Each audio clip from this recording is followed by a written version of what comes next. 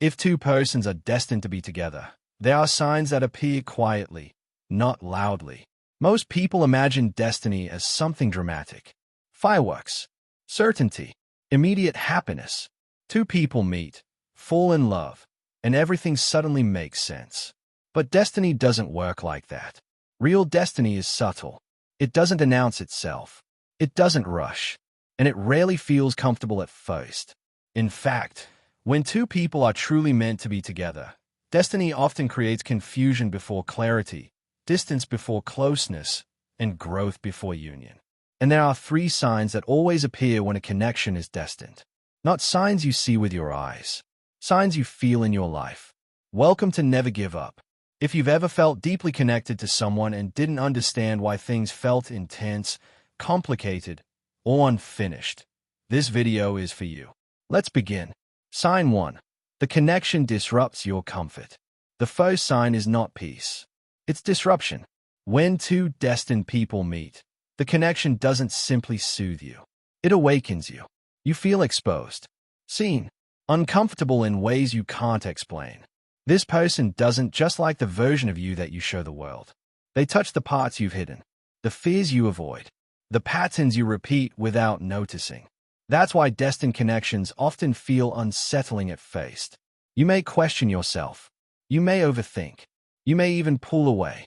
Not because the connection is wrong, but because it challenges who you are. Destined people don't come to comfort your ego. They come to challenge your illusions. And comfort doesn't create transformation. Discomfort does. That's why the first sign is disruption. Your life doesn't stay the same after meeting them. Your thinking changes. Your standards shift. Your emotional awareness deepens. Even if the connection doesn't last, you are no longer the same person. Sign 2. Separation happens before union. This is the sign that confuses most people. If two persons are destined to be together, separation almost always happens first. This separation is not punishment. It's preparation. At the time of meeting, one or both people are usually unfinished. One may fear vulnerability. One may lack self-worth. One may love from insecurity instead of wholeness. One may be running. The other may be chasing. And unfinished people, even with good intentions, hurt each other. So destiny intervenes. Not because the connection isn't real, but because it's too real to be ruined by emotional immaturity. The separation feels different from ordinary heartbreak. You don't just miss them. You feel disoriented, as if something inside you has been interrupted. That's because destined connections are tied to your growth, not your attachment. The pain forces reflection. You start confronting things you avoided. Your fear of abandonment, your need for validation, your habit of self-sacrifice, your emotional avoidance. This pain isn't meant to break you. It's meant to reshape you. Destiny separates people not to destroy love, but to remove what would destroy it later. Sign 3. You grow even without them. This is the most powerful sign of all.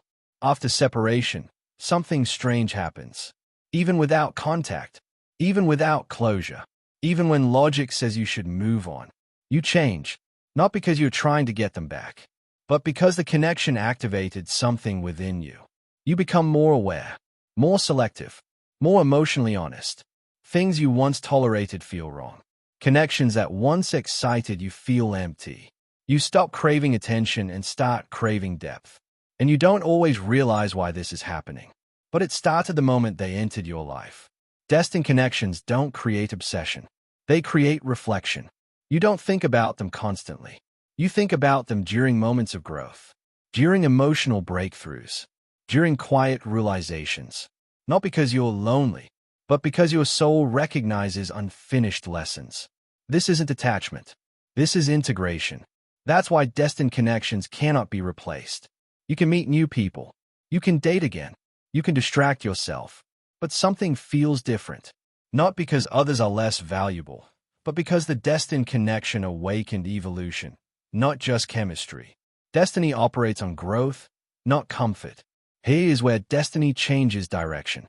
At some point, you stop needing them. You still value the connection, but you no longer depend on it for identity, validation, or survival. And that is when destiny starts moving again. Because real love is a choice, not a dependency. When both people can stand alone, love becomes desire, not desperation.